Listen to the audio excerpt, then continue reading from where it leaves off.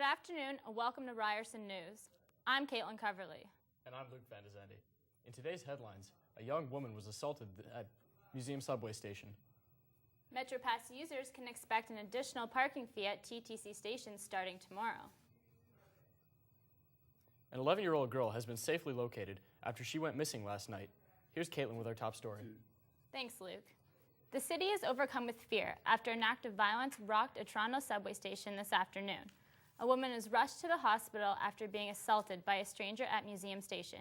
Arti Patel was at the scene of the assault and spoke to a witness.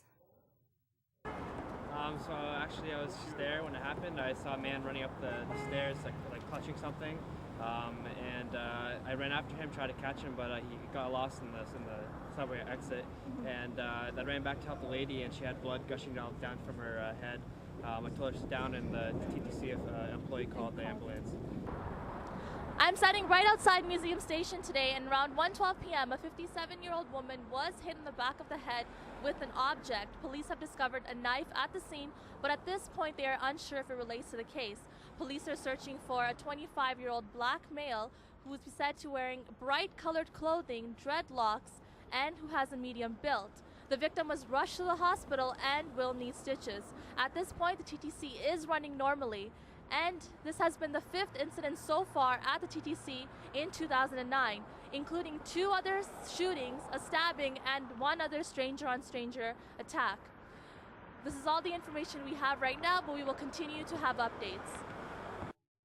In other transit news, commuters who park at TTC lots before taking the subway will have to pay an additional fee starting tomorrow.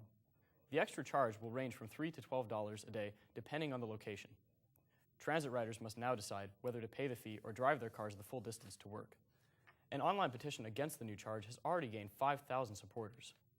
The head of the TTC insists the charge is necessary in tough economic times and that the new revenue will be used to improve bus services. A Mississauga teen is dead today after an early morning crash on Highway 403. Kristen Chamberlain has more. 17-year-old Thomas Jasinski is dead after his Jeep Wrangler left the road and struck an overpass at about 1:30 this morning. Evidence suggests the teen was speeding. Vehicle around 1:30, traveling eastbound on the 403, left the roadway, the right side of the road, into the ditch, and then just went airborne and struck the overpass at Glen Aaron Drive. Officials say the teen was wearing his seatbelt at the time, but the impact was far too great to survive. Driver inexperience and alcohol are 2 factors being taken into account in the investigation. For Ryerson News, this is Kristen Chamberlain. Today in Quebec City, Gerald Gallant, a former hitman of the Rock Machine gang, pleaded guilty to 27 murders spanning over 4 decades. Gallant, who worked as a hitman during the deadly biker wars in the 1990s, is already serving a life sentence. His work as a police informant led to last week's arrest of 10 people suspected in connection to his crimes. The arrest, which happened last Thursday, included high-profile Quebec gang members. North Dakota is experiencing the highest floodwaters in over 100 years, and relief is nowhere in sight. Heavy snow and freezing rain are adding to the crisis. Lauren Strappagale reports. The floodwater in North Dakota seemed to have receded on Monday, but a snowstorm has residents scrambling again. The storm brought heavy snow and strong winds as the mercury plummeted to below freezing. It's Mother Nature playing chess with us. She's making her move, we're going to counter move, and we're going to see who calls checkmate. Volunteers have been busy filling hundreds of sandbags, and the National Guard has been called in to deal with the crisis, helping to strengthen the sandbag levees with plastic reinforcements. Down is our backyard, and all the way to that big row of trees that's way down. That is the end of our lot. I mean, that's right to the riverbank. So we gotta, we go all the way down. Hundreds of residents have evacuated the region around the Red River as it swelled to a 112-year high of 12 meters on Friday afternoon. The previous record was set in 1897. For Ryerson News, this is Lauren Strappagale. Toronto police had a happy discovery today. An 11-year-old girl is safe and sound thanks to the work of countless police officers and at least 2 strangers. After disappearing from the family home yesterday at around 5 p.m., Trudy Ann Morgan was spotted by a woman at Promenade Mall who recognized her after seeing pictures in the media. The woman offered her a snack and immediately notified police, who said the young girl will be reunited with her family shortly.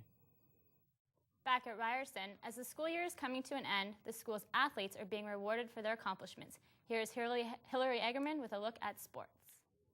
Last Wednesday, Ryerson Sports and Recreation paid tribute to their most elite athletes at the 61st Annual Inter-University Sports Awards celebration. Dignitaries from the university joined coaches and over 190 student athletes to celebrate the 2008-2009 season. Third-year basketball star Boris Bakovic picked up Male Athlete of the Year. Bakovic made Ryerson history this year by becoming Ryerson's all-time scoring leader with 1,492 points. Other award winners include second-year soccer player Andrea Reso, who won Female Athlete of the Year, Leah Sar, a basketball player who won Female Rookie of the Year. The rowing team won the OUA Team Leadership Award. We asked Matt Bowie, who won the rowing MVP award, how he feels. It's an award that is awarded by and given by the actual teammates, so it's a great honor to be represented by the team. They think I should be the one that is the best on the team. It's a great honor. I think it's due to team involvement as long as personal success. I've been working with the team 7 days a week since we started in September with Ryerson. It's nice to see that the school actually acknowledges what we're doing as athletes along with our school, because they also recognize the fact that we have athletes with a 3.0 or 4.0 GPA, stuff like that. So it's nice to know, and they represent that we are representing Ryerson, and now they're representing what we're doing. When it comes to not winning awards, the Toronto Maple Leafs have been making records. Here's some of what the fans have been seeing all season. Frustration is setting in for the Leafs, who could be officially eliminated from the playoffs tonight. This will be the fourth season in a row that the Leafs will miss the playoffs, the longest the franchise has gone since 1917. Coach Ron Wilson wasn't surprised. In a recent interview, he said, "I knew it would be very difficult, if not close to impossible, to make the playoffs." And the Leafs are really starting to get to our sports columnist, Stephen Baldwin. I used to joke that the Leafs have been a bad team since Mats Lundin had long hair, but I can't even make that joke anymore.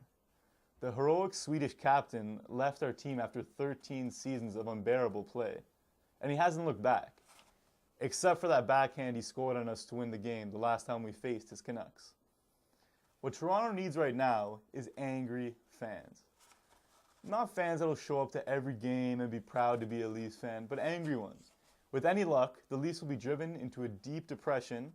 They'll revamp their team, reflect on their horrid play, hold themselves accountable, and then storm back next season to the top of the NHL.